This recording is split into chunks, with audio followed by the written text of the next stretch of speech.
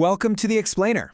Today, we're diving into a concept from computer science that honestly sounds like a straight-up magic trick. How do you verify a proof the size of a mountain by just looking at a single pebble? Well, welcome to the wild world of probabilistically checkable proofs. Okay, so let's really picture this. Imagine someone hands you a mathematical proof so enormous it fills an entire library. Thousands of books, millions of pages. Your job is to say with absolute certainty whether it's correct. The catch? You only have time to open one book and read a single page. So could you really know if the whole library is right? I mean, logic says, no way. But what if I told you you actually could? That's the mind-bending idea we're unpacking today. All right, so first, to really appreciate how wild this is, let's talk about the normal, old-school way of checking a proof. It's logical, sure, but it's a total grind. You know, the traditional way to check a proof, it's kind of like inspecting a massive line of dominoes. You have to check every single one. You start at the very beginning, follow the logic step by step, line by line, until you hit the very end. If even one tiny domino is out of place, the whole thing comes crashing down, and the entire proof could be totally wrong. There are absolutely no shortcuts. And this whole idea that some problems are a real pain to solve but super easy to check, it's so fundamental in computer science, it has its own name. The complexity class NP. Sudoku is like the perfect example, right? Finding the solution might take you forever. But if I hand you a finished puzzle, you can tell if it's correct in, what, a minute? That finished puzzle is the proof, and the fact you can check it so fast is what makes Sudoku a classic NP problem. But now, let's imagine a completely different way.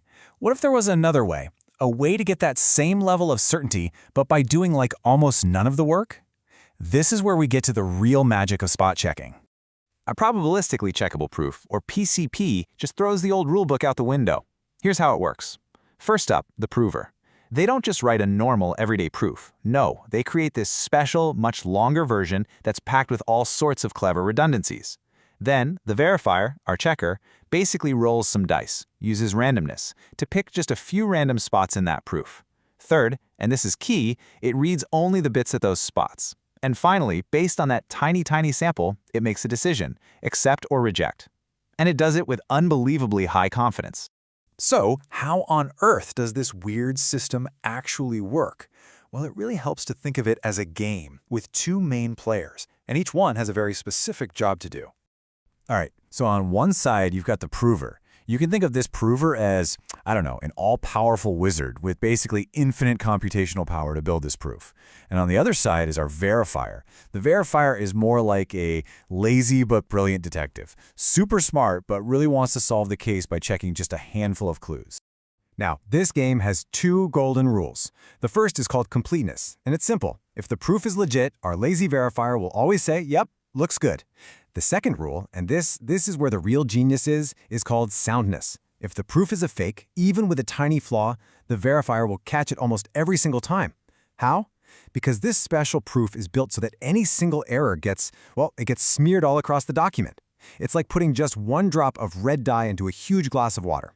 Pretty soon, the entire glass is tinted pink. You can't miss it, no matter where you look. So with these strange new rules in place, computer scientists back in the early 1990s were on the cusp of one of the biggest breakthroughs the field has ever seen. And look, this didn't just appear out of thin air, right? It was this whirlwind of discovery. In 1990, researchers first showed this spot-checking trick could work for some super complex problems. Then, just 2 years later, the idea gets a formal definition from Aurora and Safra. And then, in that same year, it all culminates in a bombshell result, the PCP theorem.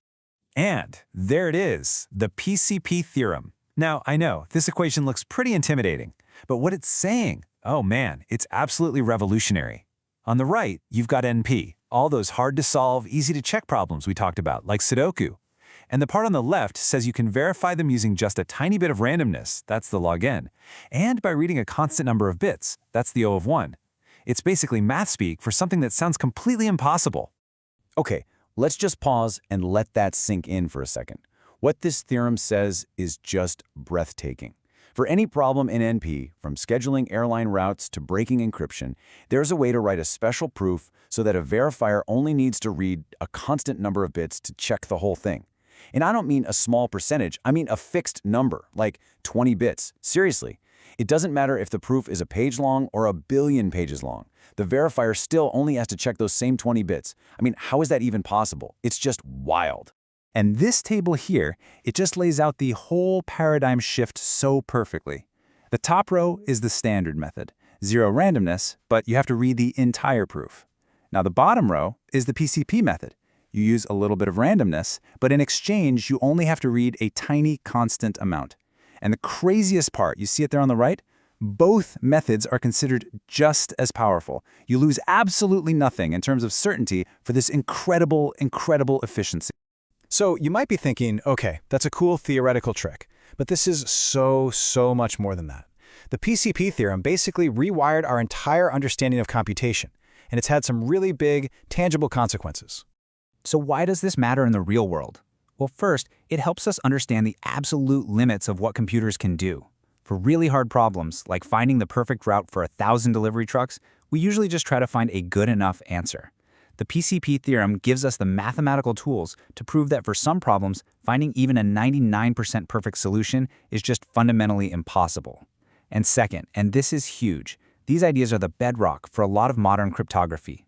They lead to amazing concepts like zero-knowledge proofs, where you could say, prove to your bank that you have enough money for a purchase without ever revealing your account balance. So in the end, the PCP theorem really did just fundamentally rewire how we think about truth and proof. It showed that if you can structure information in just the right way, you can be sure it's valid by barely even looking at it. Which brings us back to that library. We started by asking if you could check it by reading a single page, and the answer, against all intuition, is yes. It just makes you wonder, in this world where we're just drowning in data, what other huge, complex truths are out there just waiting for us to figure out the right way to check them with just a glance?